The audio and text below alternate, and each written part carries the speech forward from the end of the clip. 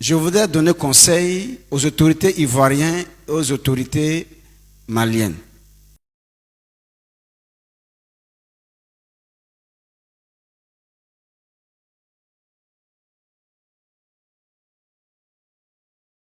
Bonjour je veux dire, dans un premier temps à toute l'Afrique.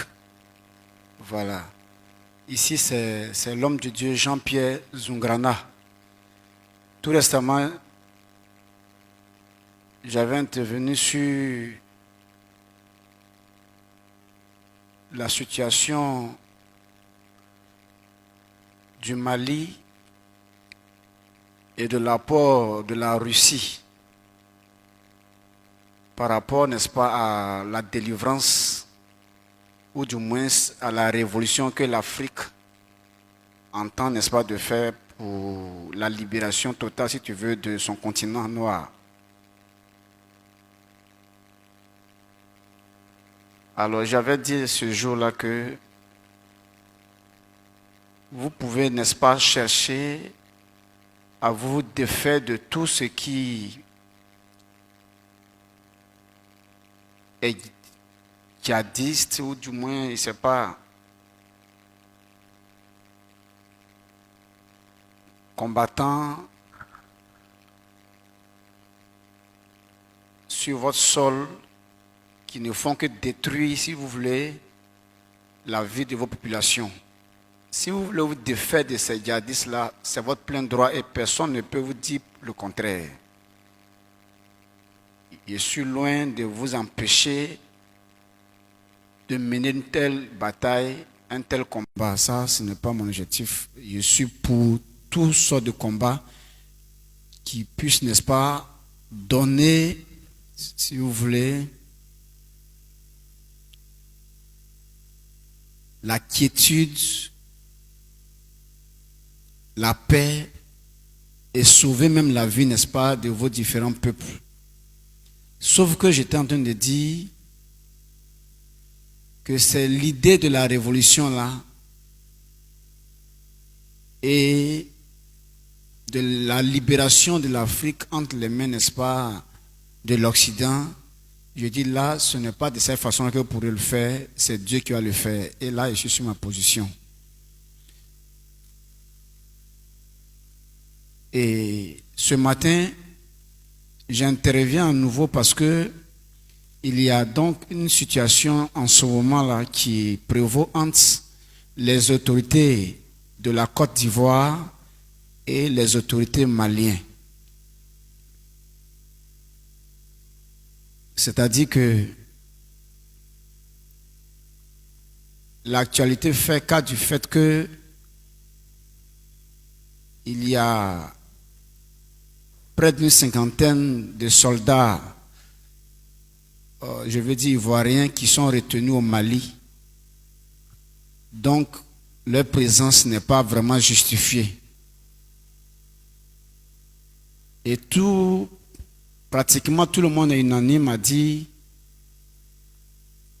il ne faut pas que le Mali se laisse faire, il ne faut pas que le Mali relâche ces personnes, ces militaires-là, il faut les juger, les corriger, les condamner, faire tout ce qu'ils pouvaient faire.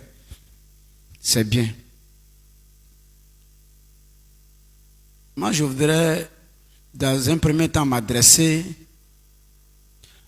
aux autorités, plutôt, avant de parler directement aux autorités maliennes, donc par le président Assimi Goïta, je voudrais m'adresser particulièrement aux autorités religieuses.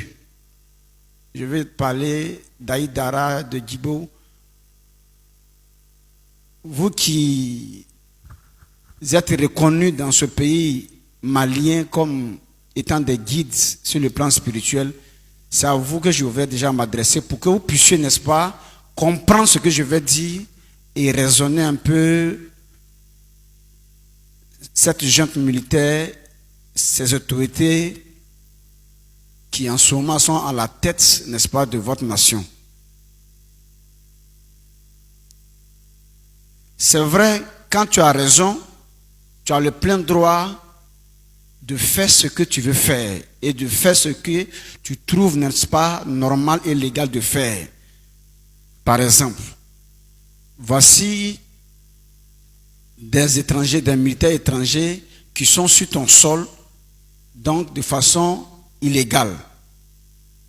D'après toi, c'est normal que de telles personnes soient arrêtées, je veux dire jugées et par la suite condamnées, quitte aux autorités de leur pays respectif.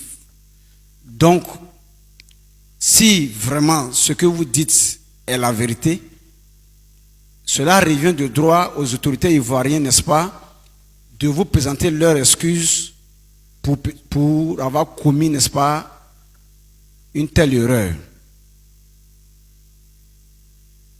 Et à l'amiable, vous pouvez régler les choses pour, je veux dire, le bien-être de tous ces deux peuples-là. Parce que au Mali, il y a des Ivoiriens qui continuent de vivre parce qu'ils ont des intérêts dans ce pays-là. Et en Côte d'Ivoire, il y a des Maliens que ça n'arrange pas également pour une raison quelconque, subitement de quitter la Côte d'Ivoire pour rentrer dans leur pays parce qu'ils ont nécessairement aussi des intérêts ici qui ne leur permettent pas, n'est-ce pas, du jour au lendemain de quitter la Côte d'Ivoire parce que il y en a qui sont là, ça fait 1 an, mais il y en a qui ont passé toute leur carrière en Côte d'Ivoire, comme également au Mali, des Ivoiriens qui ont passé toute leur carrière. Donc, ce n'est pas facile du jour au lendemain se lever et quitter ces pays-là. Pourtant, si la mésentente entre ces deux pays s'accentue, je veux dire quelque part, soit ça va obliger ces personnes-là à retourner dans leur pays respectif ou alors à subir les conséquences malgré eux. Donc d'une situation dont ils ne sont pas, n'est-ce pas, responsables. Donc en tant qu'homme de Dieu, africain et homme de Dieu, je voudrais donner conseil aux autorités ivoiriennes et aux autorités maliennes. D'abord, je commence par les autorités maliennes. Vous savez, comme je disais tout à l'heure, je voudrais faire réfléchir déjà vos autorités religieuses pour qu'elles puissent déjà vous interpeller, puisqu'ils sont plus proches de vous là-bas. Et si vous avez l'occasion aussi de m'entendre directement, alors cherchez à comprendre ce que je suis en train de dire et analyser. Je vous rappelle et je vous donne ce conseil-là, que la colère n'aide pas à accomplir la volonté de Dieu dans la vie. Que tout ce qui est fait pour te fâcher est un piège pour toi. Tout ce qui est fait pour t'énerver est un piège pour toi. Il faut beaucoup réfléchir face à une situation énervante. Il faut beaucoup te calmer. Il faut beaucoup faire attention parce que quand il y a une situation qui vous met en colère, si vous n'avez pas usé de beaucoup de sagesse, vous risquez de perdre le fil, vous risquez de perdre la maîtrise et tomber dans la faute. Si vous avez illégalement pris des militaires ivoiriens sur votre sol, c'est votre plein droit, si vous voulez, de les juger, de les arrêter, de les juger, de les condamner et d'exiger tout ce que vous voulez pour leur libération. Ça, c'est votre plein droit. Mais en tant qu'homme de Dieu, je ne viens pas pour vous demander de les libérer parce que vous avez forcément tort dans cette affaire. Je ne vous demande pas de libérer ces militaires-là parce que vous n'avez pas raison, parce que moi j'ai tranché cette affaire et que j'ai trouvé que c'est vous qui avez tort, vous devez libérer ces militaires. Ce n'est pas ce que je suis en train de dire. Je ne suis pas là d'abord en train de juger cette affaire qui vous oppose n'est-ce pas, à la Côte d'Ivoire. Mais c'est un conseil, un avis que je vais vous apporter. Vous savez, je vous propose, autant cela vous arrange, tranquillement libérer ces personnes-là et qu'ils regagnent leur pays. C'est un conseil, c'est une proposition, c'est un avis. Je vais vous donner quelques raisons qui me poussent à vous demander, malgré la raison que vous pouvez penser détenir, puisque c'est vous qui savez dans quelles conditions vous avez mis la main sur eux dans votre pays. Donc c'est vous qui savez combien de fois vous avez raison de faire ce que vous êtes en train de faire. Mais quand on demande pardon à quelqu'un, c'est parce que la personne a peut-être raison, forcément.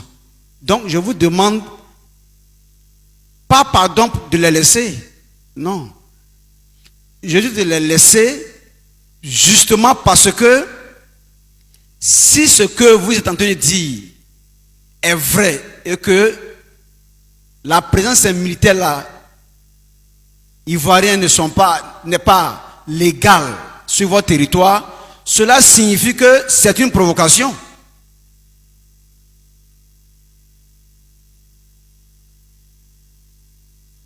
Maintenant, si c'est de façon légale que vous le savez et que c'est une affaire politique, alors ne forcez pas pour faire ce qui n'est pas bon à faire, libérez-les. Mais si c'est aussi vraiment de façon illégale qu'ils sont là-bas et que les autorités ivoiriennes, sachant que c'est de façon illégale que les militaires sont chez vous et ne veulent pas vous demander pardon, c'est qu'ils savent ce qu'ils font et ils savent ce qu'ils veulent faire.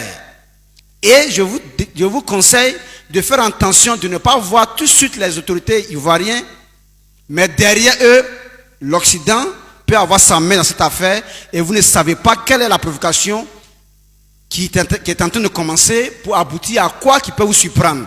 Je voulais vous dire que déjà vous êtes occupé par la présence des djihadistes qui vous ont donné raison de prendre les armes ou bien de vous retrouver au pouvoir.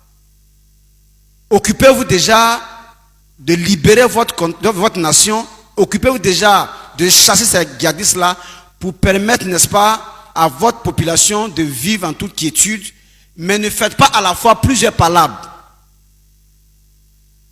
Ne faites pas